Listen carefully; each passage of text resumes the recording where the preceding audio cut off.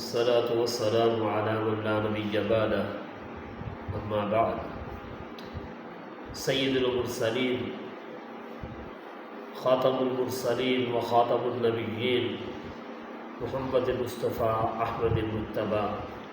صلی اللہ علیہ وسلم میرے اور آپ کے آخری نبی ہیں۔ قیامت کی صبح تک کسی اور نبی نے نہیں آنا۔ قیامت کی صبح تو طلوع ہو سکتی ہے لیکن کسی اور نئے نبی نے نہیں آنا۔ مسیلمہ کذاب نے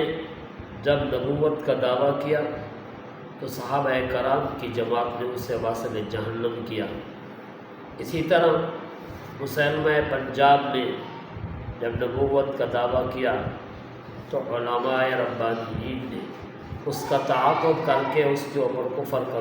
فتویٰ صادر فرمایا، اور یہی قادریت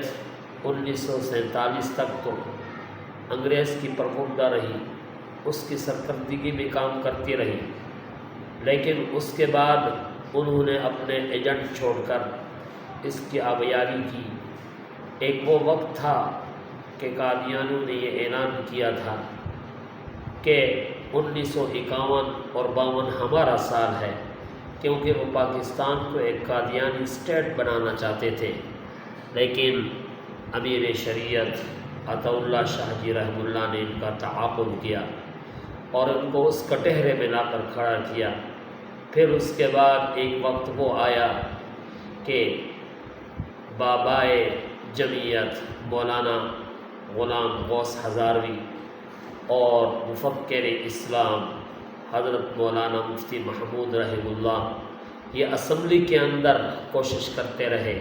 اور باہر جو ہے اس تحریک کی سرپرستی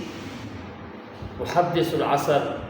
حضرت علامہ محمد یوسف بن نوری رحمہ اللہ کرتے رہے۔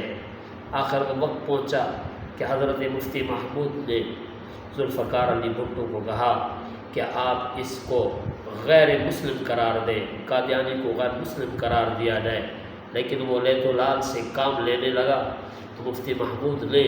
قادیانی کا لٹریچر دکھایا کہ وہ اپنے لٹریچر کے اندر یہ بات لکھتا ہے کہ جو اس کو نبی نہ مانے وہ کنجریوں کی اولاد ہے۔ تو اس نے پارلیمنٹ کو بھی گالیاں دی ہیں، آپ کو بھی گالیاں دی ہیں، پوری امت مسلمہ کے مسلمانوں کو گالیاں دی ہیں،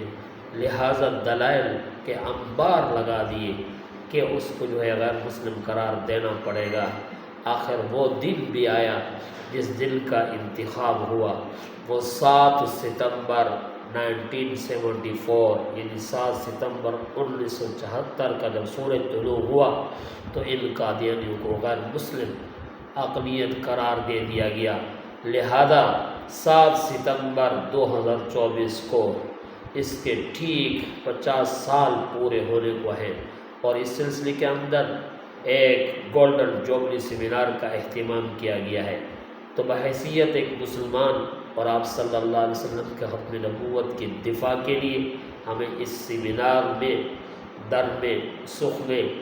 اور ہر صورت میں شرکت کر کے آپ صلی اللہ علیہ وسلم کا ایک سچا عاشق رسول ثابت کریں کہ واقعی جب بھی ضرورت پڑی تو ہم ختم نبوت کے لیے اپنے جانوں کو بھی نچھاور کر دیں۔